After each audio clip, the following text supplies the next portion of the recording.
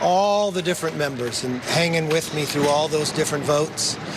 But I do want to especially thank President Trump.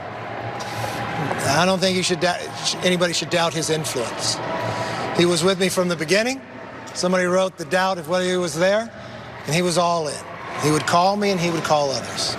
And he really was, I was just talking to him tonight, helping get those final votes. And what he's really saying, really for the party and the country.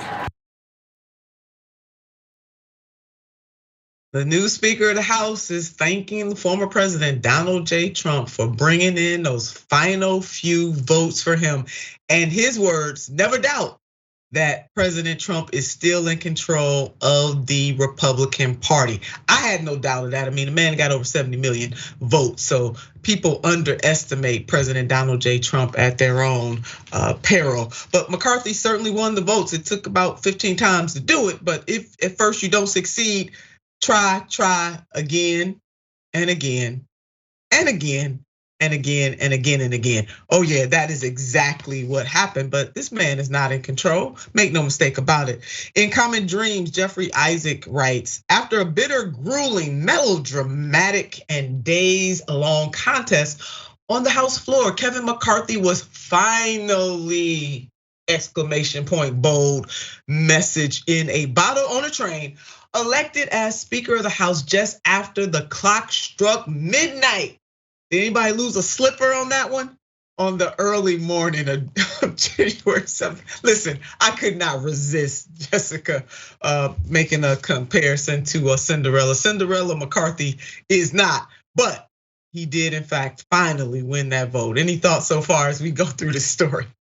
Yeah, apparently McCarthy's fairy godmother came down and said, you can be the Speaker of the House, because that's how American politics happens these days. It's interesting, the divisions though, right? That Boebert and Gates were at odds with Donald Trump throughout all of this. The more extreme, faction of the party was not joined by Marjorie Taylor Greene, which was a big shakeup. And of course, Trump threatening to run as an independent just the week before, if not days before this whole debacle. So things are falling apart in the Republican Party, and they're doing everything they can to seem like a united front when they clearly are not. No, they are not. And this shakeup really has the status quo of both parties shaking up. Really, they're the ones that really can't handle this. And Jeffrey, in his article, he makes a poignant point about McCarthy being very much a part of the extremism of his party, even though he pretends like he's not. And that was being brought forward by this Freedom Caucus, as they call themselves. Let's take a look at what else Jeffrey had to say in his article. The problem is that McCarthy's chief lieutenants, Scalias and Safinac and Jordan, and Jim Jordan is from Ohio, Lord, Ohio, come get Jim Jordan, are right-wing extremists, and that the person who did the most to finally convince the holdouts to cease their opposition to McCarthy was none other than Marjorie Taylor Greene, who apparently took a phone call from Donald Trump that eventually persuaded Gates and his never Kevins to stop opposing my Kevin. When Marjorie Taylor Greene is the pivot on which the mainstream turns, then said mainstream has become pretty extreme. I think Jeffrey Isaac hits the nail on the head on that one, Jessica, in such a powerful and poignant way about where things have gone wrong in the Republican Party. Yeah, absolutely. I mean, you have someone like Matt Gaetz essentially holding the party hostage for a week, saying he's asking for various concessions. To me, it really felt like the whole time it was just people wanting those primetime interviews on Fox News to talk to Sean Hannity about what they were up to. It didn't seem like the concessions they were asking for were really centered in the debates on the House floor. They weren't really the subject of the interviews with the newscasters, right? It really feels like the Republican Party is running a popularity contest rather than, I don't know, a policy contest about what the best policies would be to improve life for everyday Americans.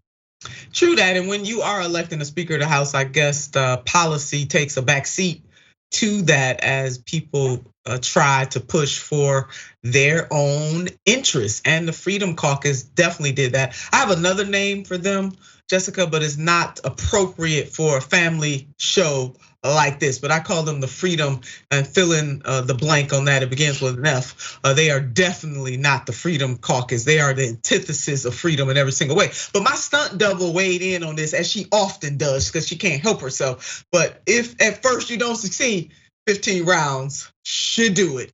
I mean, if we don't give Kevin McCarthy credit for anything else but having some tenacity there, he insisted that he was gonna win this thing, and he stuck it out until he actually did. But what, in fact, did he win? Because it is very clear that he does not have the type of power that it is going to take to be able to wield these unwieldy factions within his own party to do what is, to really be able to govern. But we'll see. Maybe they will continue to have President Donald J. Trump on speed dial to keep these folks under control, but we will see. TYT's own Matthew Sheffield made a very important point about all that happened on the 7th, and this is what he tweeted. While Kevin McCarthy pretends tonight, let's be clear, that the real winners in the House of the 118th Congress are the extremist members of the Freedom Caucus. In quotes there, they will be running the entire thing from day one, and they discuss the plan in public. So certainly the Freedom Caucus, air quotes, are not shy about what their intentions are and what they fully expect from this leadership in the 118th Congress. I gotta give them credit, although I don't agree with 99.9% of what they stand for. They were able to wield power in such a way that gave the status quo of their party something to think about, or as Jeffrey Isaac puts it, the lighter extreme portion of their extremist party something to think about. They got their concessions, they did. So let's put up some of the concessions that they won from leadership. One member can call for a vote to oust the speaker. McCarthy-aligned PAC won't play in open seat safe primaries. Let me pause right there, keep that graphic up. Would have been nice if the Progressive Caucus had exacted something like that from their leadership at the time, that the status quo or neoliberals of the Democratic Party couldn't play in safe Democratic primaries. Maybe it's just me, but I think that would have been a good concession. Good on them on that. And House will hold votes on key conservative bills. In other words, you're gonna put our bills on the floor and we're gonna see where everybody stands, voted up or voted down. If the progressives in the Democratic caucus had exacted some of these things, we might be a lot further off, and maybe, just maybe, the Republicans would not be in control of the House. But that's just me, here we are. And then 72 hours to review bills before they come to the floor. You think reading 1,000-page or 2,000 or 5,000-page bill in a matter of hours and then coming out pretending like you understand the whole bill? I don't know. They're saying something right there. And then more Freedom Caucus members on the Rules Committee. So Jessica, politically, I do not agree, or policy-wise, I do not agree with much of what this so-called Freedom Caucus stands for. That's policy-wise. But in terms of the few being able to leverage power on the many in ways that the Congressional Progressive Caucus said could not be done, I guess the Freedom Caucus showed them that in fact it could be done. They did it. Right, yeah, we could have seen them say, hey, Speaker Pelosi, we'll vote for you if you promise to bring, to a vote. A lot of people were talking about Medicare for all. We did get a $15 minimum wage to a vote. Now we need a $25 minimum wage. There are countless pieces of legislation that could have been leveraged. Like, hey, just bring it to a vote. Let's see what happens.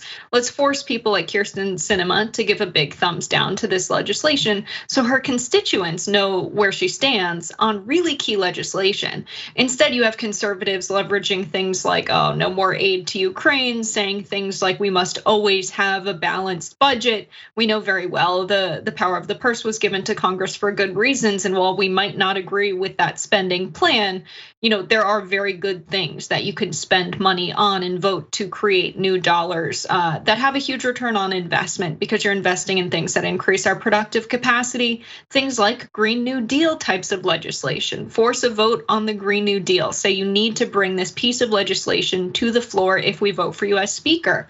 And especially for Nancy Pelosi, legislation around insider trading and whether or not members of Congress can trade stocks, which she refused to do.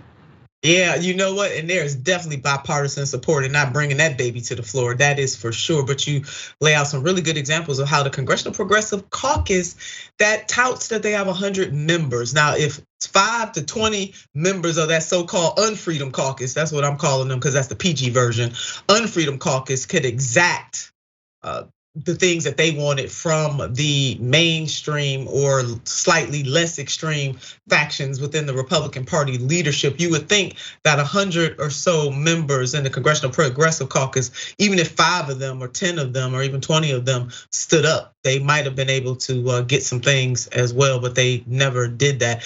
They blamed not voting, just because I remember it for the minimum wage on the parliamentarian. You might be old enough to remember that too. They said, hey, the parliamentarian said, no, this cannot be attached to this, and so therefore we cannot bring it. It is just something eerie about that when they have full control of both chambers. To see the extremists show them how power is wielded is a sad commentary for me.